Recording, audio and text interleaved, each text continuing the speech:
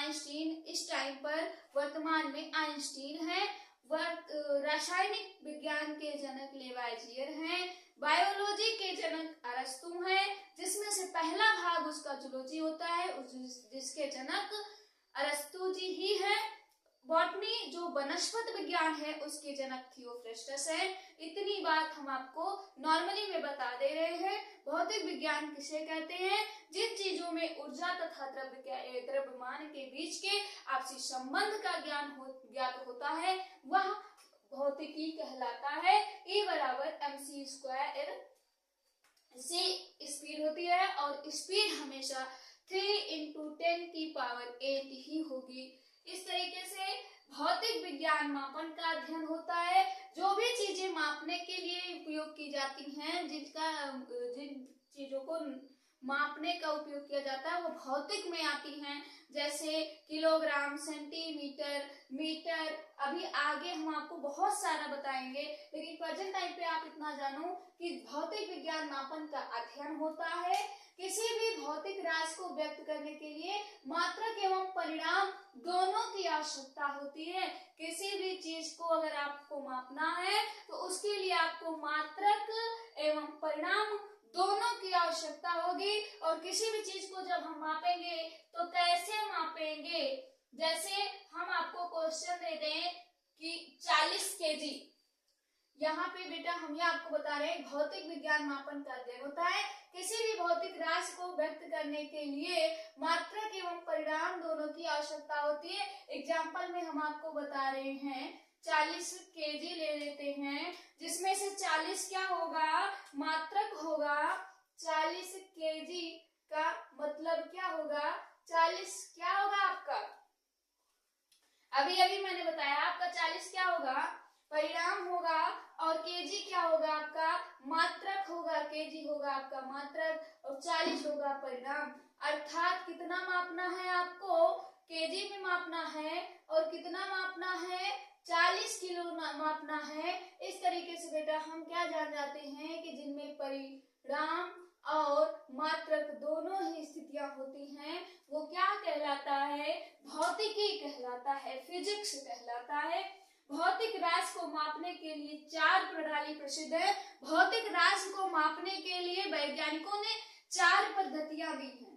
मापन पद्धति 4 प्रकार की दी है, जिसके बारे में हम अध्ययन करेंगे। पहली हमारी है FPS पद्धति, दूसरी हमारी है CGS पद्धति, तीसरी हमारी है MKS पद्धति और चौथी हमारी है यशाई पद्धति। FPS को बोलेंगे फुट पाउंड सेकेंड, CGS को बोलेंगे सेंटीमीटर ग्राम सेकेंड, MKS को बोलेंगे मीटर किलोग्राम सेकेंड और SI को बोलेंगे सिस्टम ऑफ इंटरनेशनल। अर्थात ये अंतरराष्ट्रीय पद्धति है जो सबसे ज्यादा उपयोग की जाती है। इसके बारे में हम बाद में बात करेंगे। सबसे पहले FPS के बारे में बात कर लेते हैं।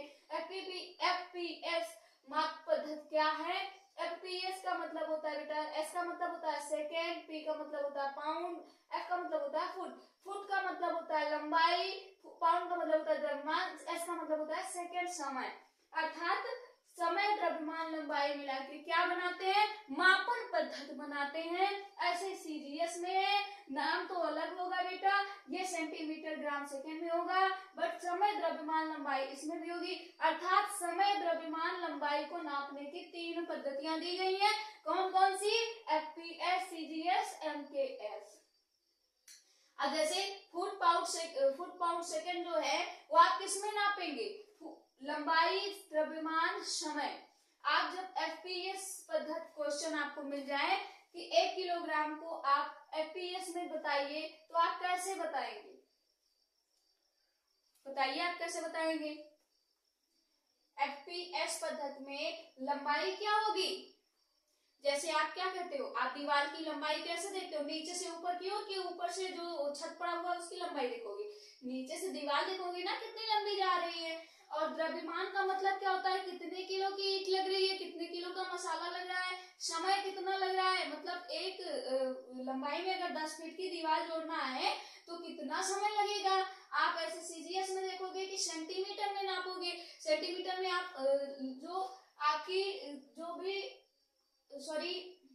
आपकी पे जो भी वैकेंसियां आती हैं उसमें जब लंबाई मांगी जाती है तो किसमें मापी जाती है, आपको किसमें मापा जाता है, लंबाई सेंटीमीटर में मापते हैं, ग्राम द्रव्यमान आपको भार में मापते हैं किलोग्राम में, लेकिन यहाँ पे द्रव्यमान की बात आ रही है, द्रव्यमान ग्राम में है यहाँ पे सीजीएस पद्धति में, तो आप क्या करोगे, सीजीएस पद्धति में द्रव्यमान जब ग्राम में है तो उसको कैसे मापोगे,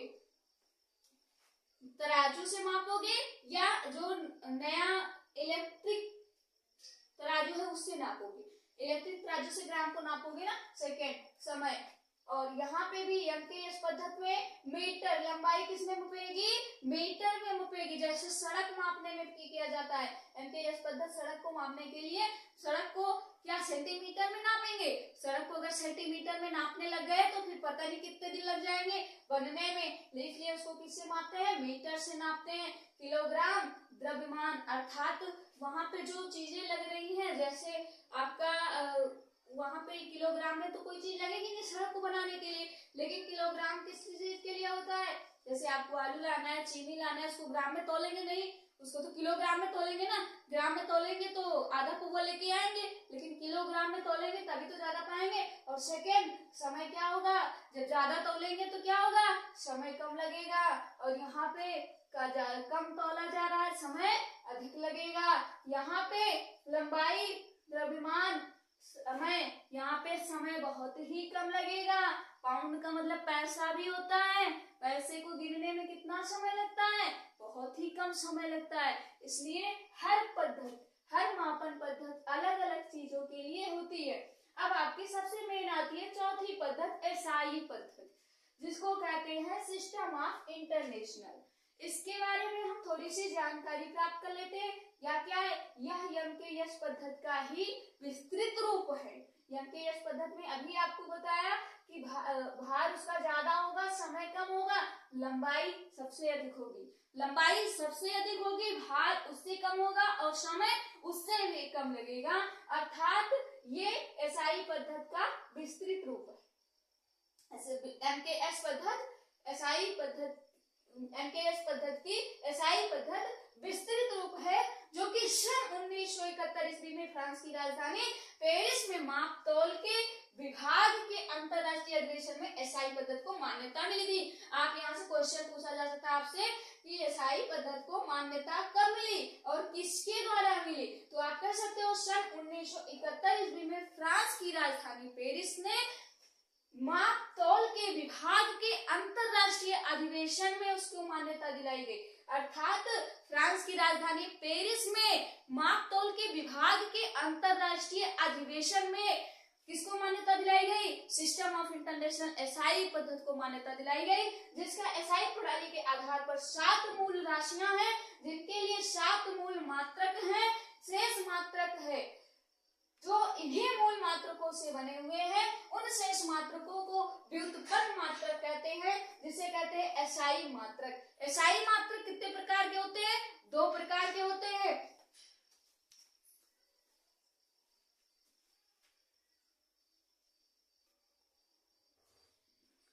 एसआई पद्धति बेटा 2 प्रकार के होते हैं, पहला होता है मूल मात्रक, दूसरा होता है संपूरक मात्रक। मूल मात्रक क्या होता है, जो मूल मात्रक की संख्याएं होती है 7 और संपूरक मात्राएं की संपूरक मात्रक की संख्या होती है 2। मूल मात्रक हम आपको बताते हैं, उसके मूल राशि, मूल मात्रक, संकेत, विमा, लंबाई क्या है, मूल राशि है, इसका मूल मात्रक क्या होगा, मीटर होगा, और इसकी संकेत क्या होंगे, स्मॉल एम होगा, विमा क्या होगी, कैपिटल एल होगी। द्रव्यमान मूल राशि होगा मूल मात्रक का, और इसका मूल मात्रक क्या होगा द्रव्यमान का, किलोग्राम। किलोग्राम को किससे संबंधित करेंगे, किससे प्रदर्शित करेंगे, स्मॉल केजी से, और इसका विमा क्या होगा, कैपिटल एम होगी। समय, तीसरा आपका मूल मात्रक है समय। समय का मूल मात्रक क्या होगा, सेकेंड। यहाँ पे आप देखना है ना, देखिए ये तीनों क्या है, सेकेंड है, और किस चीज का मूल मात्रक है, समय का है। समय को हर जगह सेकेंड बोलेंगे, और इसको स्मॉल एस से प्रदर्शित करेंगे, और इसका विमा होगा टी, कैपिटल टी। उसके बाद आपका चौथा है तापमान। तापमान का मूल मात्रक क्या होगा, केल्विन। केल्विन को किससे प्रदर्शित करेंगे, स्मॉल के से। स्मॉल के का मूल विमा क्या होगा, कैपिटल के। अगला आपका क्या है, धारा। धारा का मूल मात्रक क्या होगा, एम्पेयर। धारा किसमें बहेगी, एम्पेयर में बहेगी। इसको किससे प्रदर्शित करेंगे, कैपिटल ए से। और इसका विमा क्या होगा, कैपिटल ए होगा। अगला आपका ज्योति तीव्रता। ज्योति तीव्रता क्या है, आपके यहाँ इन्वर्टर होगा, और इन्वर्टर किस कंपनी का है, लुमिनस का है। तो ज्योति तीव्रता लुमिनस इंटेंसिटी है, इसको कैंडेला से प्रदर्शित करते हैं, और इसका संकेत होता है, प्रदर्शित करते हैं सीडी से, स्मॉल सीडी से, और इसका विमा होता है कैपिटल सी। अगला आपका 7वां है पदार्थ की मात्रा, अमाउंट ऑफ सब्सटेंस। इसका मूल मात्रक क्या होता है, मोल होता है। इसका संकेत क्या होता है, मोल होता है। इसकी विमा क्या होती है, एन होती है।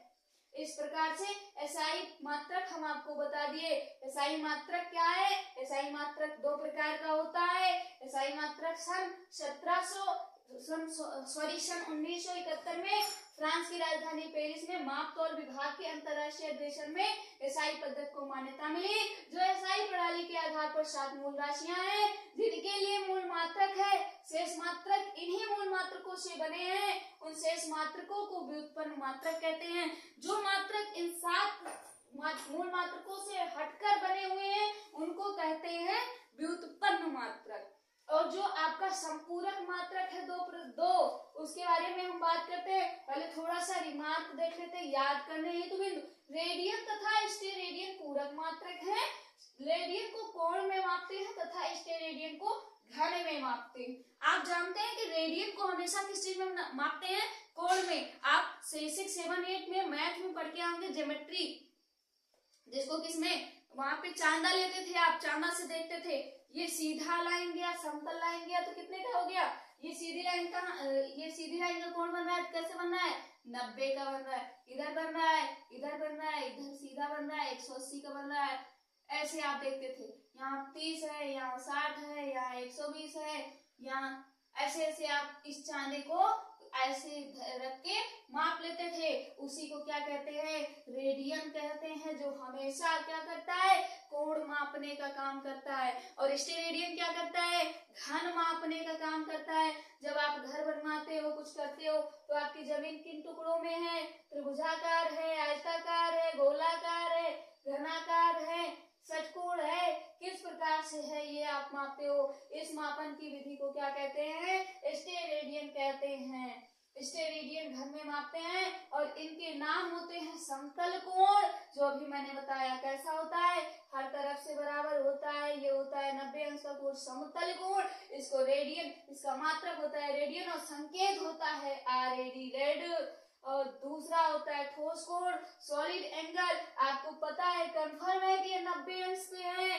तो आप इसको क्या कहते हो, स्टेरेडियन। आपका कैसा है, घनाकार है, आयताकार है, वर्गाकार है, अंडाकार है, गोलाकार है, त्रिभुजाकार, कैसा है। आप इसको जब देख लेते हो और कंफर्म कर लेते हो कि 90 अंश पे त्रिभुजाकार बन रहा है, तो ये हो जाता है स्टेरेडियन। स्टेरेडियन को S8 से प्रदर्शित करते हैं। इस तरीके से आज की क्लास में हम इतना पढ़ाई कर लेते हैं। आगे की क्लास में हम पढ़ेंगे व्युत्पन्न मात्रक किसे कहते हैं। आज थोड़ी सी जानकारी हम व्युत्पन्न मात्रक में देंगे।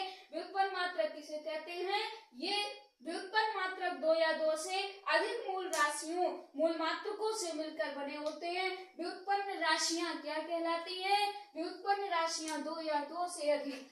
हम आपको थोड़ा सा बता देते हैं व्युत्पन्न राशि के बारे में, सॉरी व्युत्पन्न मात्रक के बारे में। बेटा, व्युत्पन्न मात्रक किसे कहते हैं, व्युत्पन्न मात्रक 2 या 2 से अधिक, 2 या 2 से अधिक, 2 या 2 से अधिक